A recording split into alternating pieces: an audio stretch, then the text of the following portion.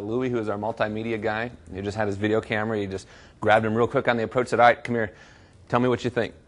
Put his camera on him. So that's, you said, both of these guys, it's pretty raw footage. The ball was very predictable. I could throw it to the dry and it would roll out of it every time. I never had to worry about it going sideways out of the dry.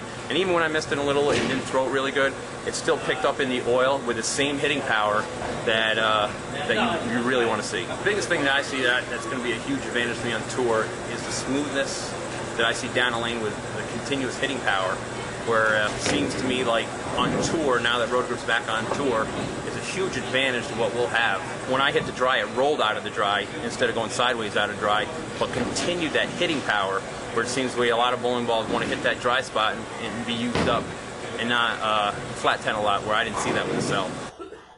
And that, like I said, so that's what we see here. Is that, he's just out there throwing it, and his immediate feedback is, and I talked to him several times since, is that he really likes it. He really likes the fact that it's a totally different look than he's had ever.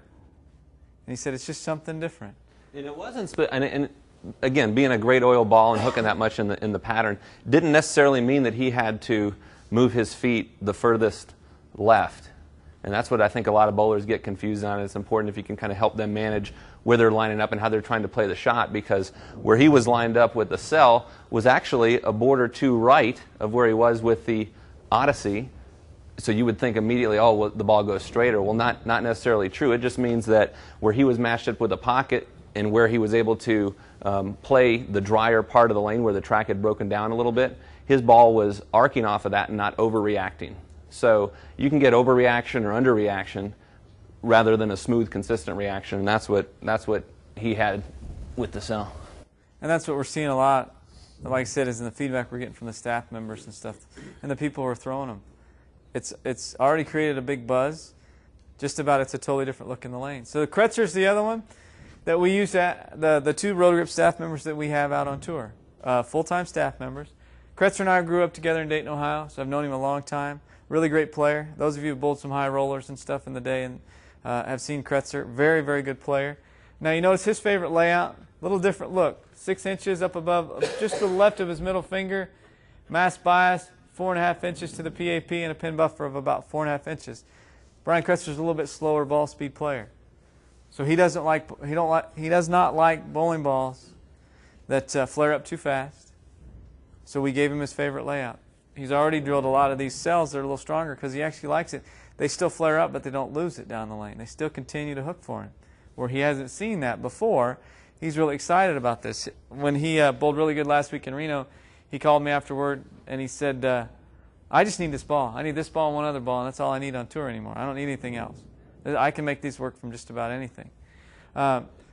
You'll notice where the pin position, as you know, when you do layouts for players either with a slower speed or with a lower track, for example, don't be afraid to get that pin from the center line of the grip or even a little bit left where the middle finger is, because, like I say, for matching up for his speed and his rev rate, he's a higher rev player and has lower speed. That kind of a pin position works great for him. Whereas a lot of people, and this is part of educating your customers in the pro shop, they may just look at, not knowing the CG or the mass bias, would look at that and say, oh, that ball's drilled for a left-hander because it's left of the left finger. So that's all part of the education process with letting your customers know why you put the pin there. And it helps them have confidence in you as their ball driller. Hey, this guy knows what he's doing. And, promote, hey, I just went to the seminar for Storm and Roto Grip. I just learned this. This is what we're going to try for you. And it just helps solidify the relationship you have with your customers. Absolutely. Very, very valid point, because I drilled one of these, I drilled a cell for Dave Sims. And many of you know Dave Sims from Salt Lake here, and he's the president of Storm now. And Dave's a little bit lower track player. 3 3/8 positive access point at 0, I believe, isn't it? 3 3/8 at 0. We drilled a 5-inch pin from his axis, that 5 by 3. His pin was actually about 1.5 inches left of his middle finger. Showed up to Bowl League with it on the Monday night and created a tremendous amount of hook. And he had 2 people say, well, Dave, that looks like it's drilled wrong. He's like, no, that's in relation to my axis. That's exactly what it should be. But your normal bowler looks at it and goes, you drilled my ball left-handed. Steve's right.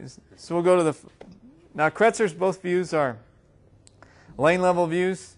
We're going to notice Kretzer's in the first one, the cell. We'll just let it play all the way through.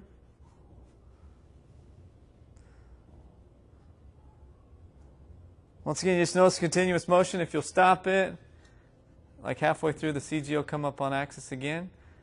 When it comes initially into the frame, you'll notice the PSA spins off right there. Axis spins out. So this ball is still flaring at 6 inches, is still flaring roughly about 4.5 inches right here at this point. It's still created that. And watch it continue. It's still flared past it. It flared another 2.5 inches past it. So what we notice is now that even at a 6-inch drilling, the ball's still maintaining differential, still changing directions, still creating continuous motion down the lane.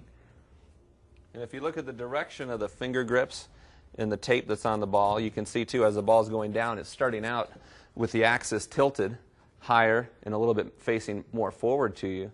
And then as it's going down the lane, you'll see that the ball actually loses the axis rotation and loses the axis tilt. So you see that axis dropping this way, which means that it's losing tilt, and also going from more towards you to being faced up a little more towards the pins, which is losing an axis rotation. So it gets into more of a heavy forward roll at the pins. And when that happens in the right spot, the ball's not going to change direction when it hits the pins. It's going to roll right through them. And we notice, yeah, it doesn't lose any direction going through the pins. So we go to the next one with the Odyssey. Now notice the axis will come up right away, flares off of it. Now you notice something. That ball went through the 8, didn't it? It was a lot sharper, more distinct hook point. Watch it. Right?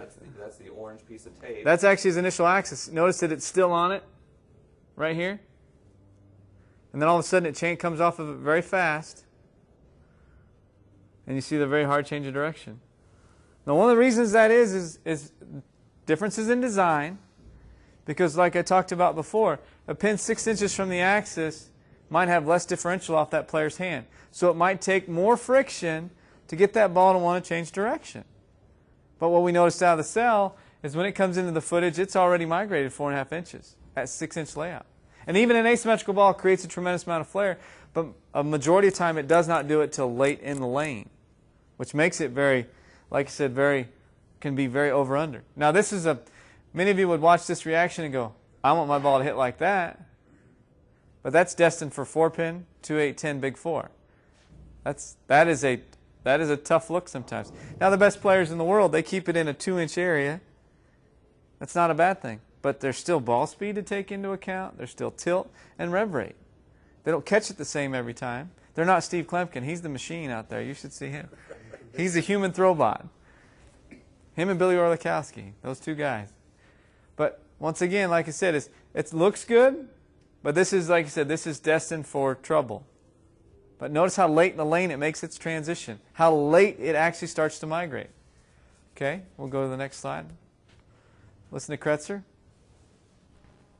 Well, mainly what I see is it definitely is going to be a little stronger, a little sooner than what we have in our line so far, which is going to be a big advantage for me on tour with my not super strong hand. I have a tough time sometimes getting the ball to come off the spot once we go into transition. So I think this ball is going to definitely make that transition spot a lot easier to handle. And for the league shots, I think it's going to work the same. As the oil goes down the lane, I don't think they're going to have to move nearly as much because the ball is going to help read the oil as much as be more calm out of the hook. So what it's going to do is I think it's going to be a resin bowling ball that acts somewhat like a particle ball, which is nice because particle, you sometimes lose some pop in the back end because the particle slows everything down and takes some oomph out. I think this ball is going to somewhat act that way, but yet still have the pop of a resin ball. I think this ball and hopefully future balls built off of this idea will definitely take every little hole we have out. And once we don't have any holes, we make as good a ball as anybody, so we'll definitely be very competitive. Well, mainly what... And that's a very technical term, too. Did you hear that? Oomph.